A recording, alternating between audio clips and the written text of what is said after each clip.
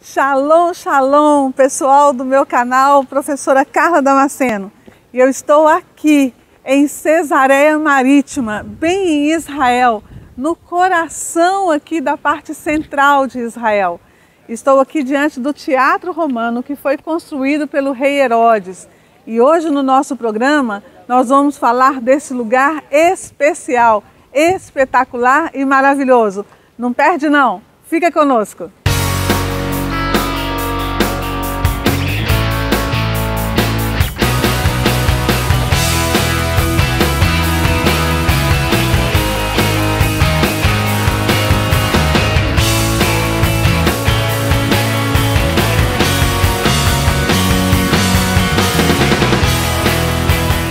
Pastor Paulo, Aninha, a gente está aqui em Cesareia Marítima, e a gente está num local extremamente interessante, porque esse lugar aqui, ele foi construído, foi pensado e idealizado por Herodes o Grande, ok? E Herodes era um cara megalomaníaco, ele tinha muitas ideias grandes, ideias gigantescas e mirabolantes, e tudo que ele construía de forma a ser excessivamente grande. Esse local foi feito em homenagem a César, e nós temos aqui um porto, que foi o porto importantíssimo na época ainda de Paulo, em que o apóstolo Paulo sai do porto para poder pregar o evangelho em toda a Ásia Menor. É desse porto de Cesareia Marítima que o apóstolo Paulo sai. Então, o que a gente tem aqui, e nós vamos ver grande parte disso ao vivo. Nós temos desse lado aqui um teatro, um anfiteatro, na verdade, que nós vamos visitá-lo, que foi construído com alguns objetivos, e nós vamos falar desses objetivos lá. Aqui a gente tem o Palácio de Pilatos, ok? Aqui nós temos as construções das cidades, e nós temos aqui também, lá atrás, onde o senhor viu, a gente tem também uma fortaleza cruzada, mas que foi bem posterior a esse período. Então, o que nós vamos visitar aqui? Nós vamos visitar essa parte do teatro, vamos visitar essa parte aqui do palácio, e vamos visitar também a parte onde acontecia as quadrigas romanas, as corridas. Aquelas corridas. Vamos lá visitar? É agora. É agora. Vamos lá. Vem com a gente.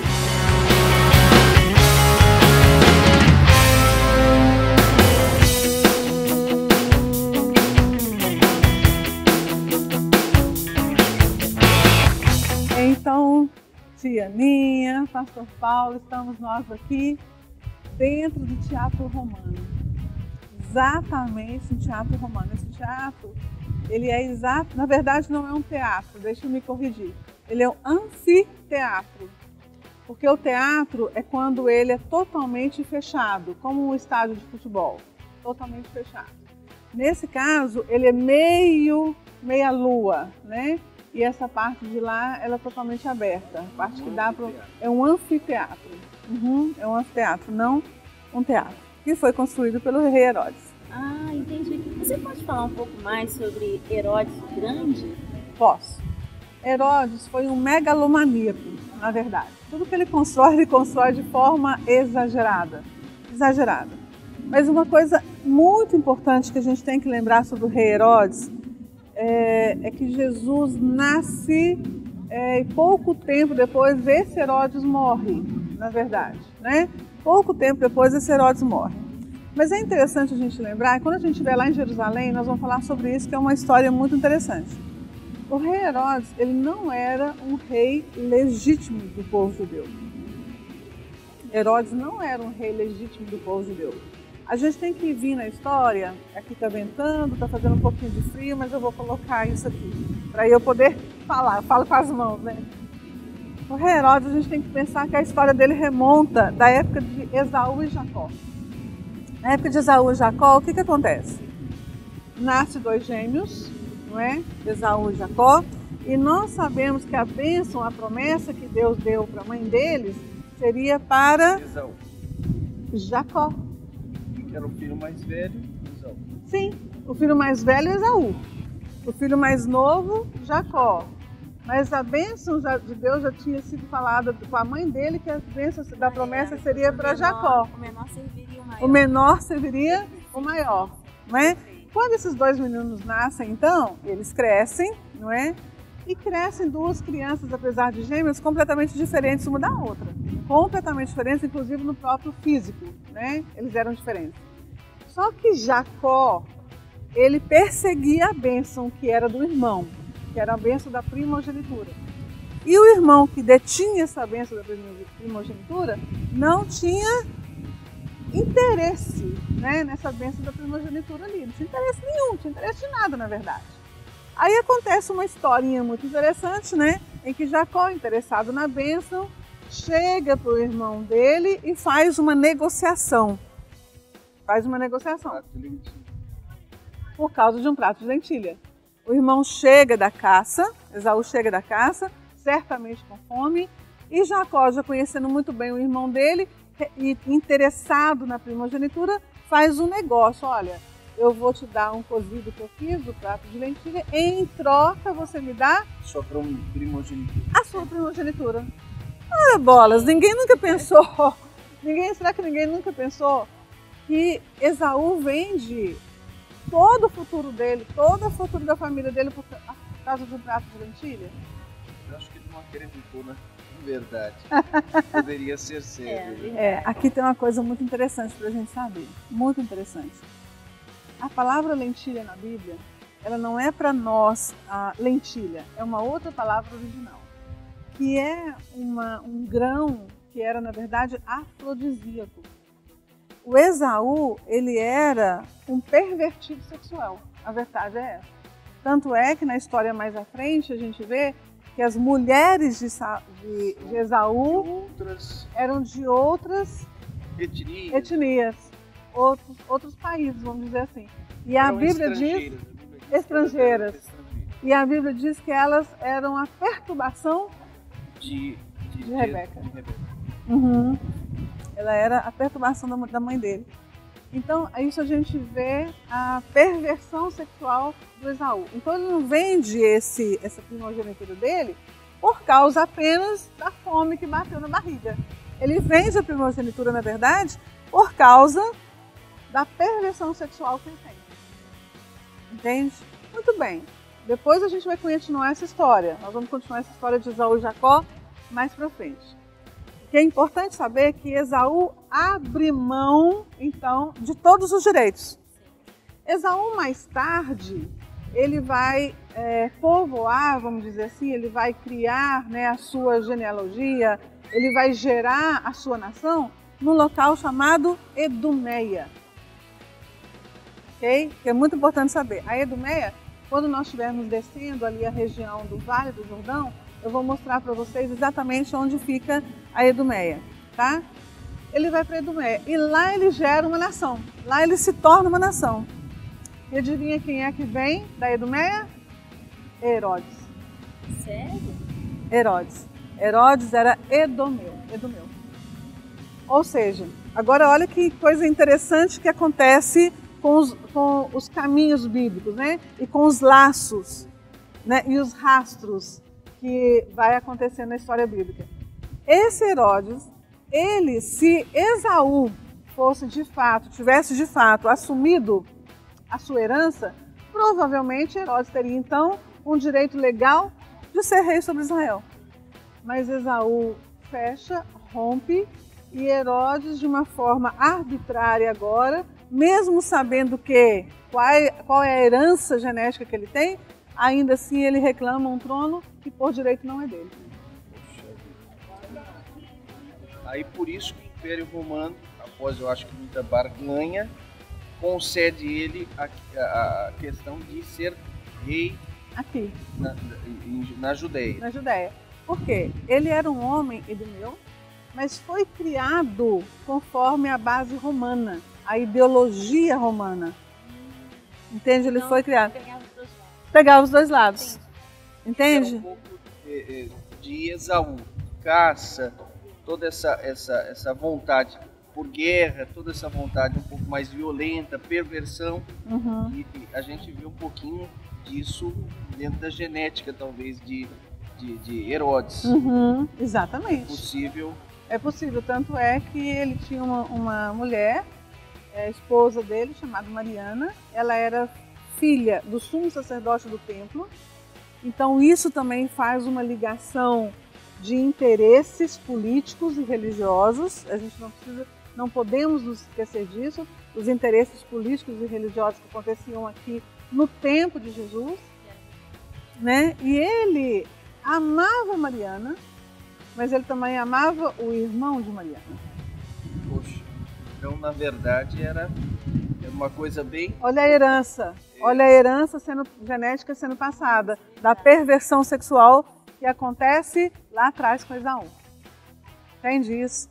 A questão da perversão sexual. Ela vai nas gerações. Ela vai desencadeando em gerações. Então é muito importante nós sabermos que esse Herodes, então, ele foi posto rei, mas não era rei. E por isso que quando os reis do Oriente, seguindo aquela estrela que parou lá em Belém, os reis do Oriente, para onde que eles vão procurar o rei de Israel que vai nascer? Vai em Herodes. Vai no palácio. Porque se vai nascer um rei, esse rei vai nascer num palácio. Concorda comigo? Onde está aquele que é nascido rei? Exatamente. E aí quando esses reis, esses magos do Oriente, eles vão até o palácio de Herodes, Herodes pega e fala o quê? Olha, vai nascer um rei, então eu quero prostrar e eu quero me adorar diante dele. Me avisa. Né? Me avisa. Porque quando você vai, você acha, me avisa que eu vou lá me prostrar e vou me adorar diante desse rei. E aí, o que acontece com os magos? Os magos do Oriente, na verdade, né? São alertados por Deus, eles vão até o Messias, eles reconhecem o Messias, eles reconhecem, trazem os presentes. Isso. E depois regressam por outro caminho. Por outro caminho. E Herodes fica a ver navios, né?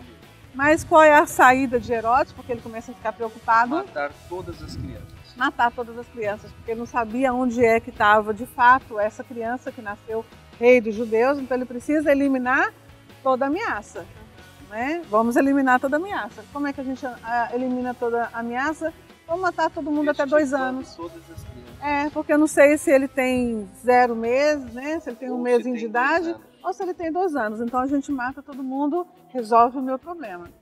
E a gente percebe esse medo que Herodes tem de perder o seu trono diante das fortalezas que ele faz para se proteger. Aqui nós tínhamos uma fortaleza que ele faz para se proteger. No Herodion é uma fortaleza que ele faz para se proteger, que fica perto de Belém. Em Massada, uma outra fortaleza que ele faz para se proteger, caso de repente venha um inimigo e tente retirar ele do poder. Ele já tinha um certo complexo pelo poder e uma obsessão, sede né? Grande, obsessão. Isso fazia ele agressivamente tomar posturas e também construir edifícios que fossem tamanhamente protegidos, bem resguardados. Né? Exatamente, bem resguardados. E hoje a gente pode enxergar aqui um pouco do que é o efeito do coração de Herodes, né? Sim. Em fazer grandes edifícios. Por isso que a senhora disse muito bem dito sobre as grandezas exageradas que Herodes assim fazia. Exatamente, ele era megalomaníaco. A ideia é essa, de fazer construções assim gigantescas, como a cidade aqui de Cesareia, em homenagem, em honra ao César. Ele está lá em Roma, é quem tem autoridade para poder dar a ele autoridade aqui, né? Então o que nós vamos fazer?